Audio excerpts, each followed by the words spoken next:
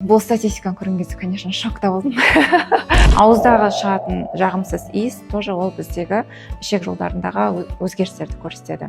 Және ішегіміздің жақсы жұмыс жасауының бір показателі ол біздің иммунитетіміз. Яғни біз жиі ауырмауымыз керек. ОРВИ, ОРЗ деген сияқты нәрселермен вообще ауырмай здоровый болып жүруіміз керек.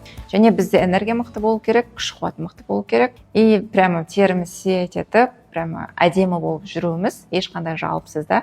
Іште метеоризм, іштің кебуі, басқа сияқты проблемалардың болмауы бұл біздің сау ішегіміздің көрінісі. Өкінішке орай ондай адамдар почти 95%-ға жоқ деп айтуға болады. Көп адамдар қазір дұрыс тамақтанбайды. Кеше мен өзімнің диссертациямның тақырыбы осы асқазан ішек жолдары болды.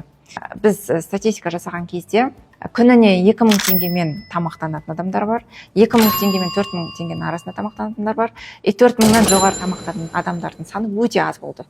Примерно бір 7% сондай. Көпшілік 2000 теңгеге дейін тамақтанады. Получается, 2000 теңге не түседі қазір? Бургер түседі, фастфудтар немесе пирожки түседі.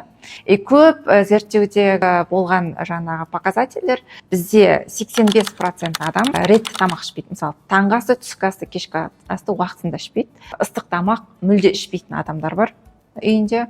Күніне 2 рет тамақ жейтіндердің саны тіптен аз. Сол тамақ ішпейтін адамдардың арасында анкета жасаған кезде көпшілігі жаңағы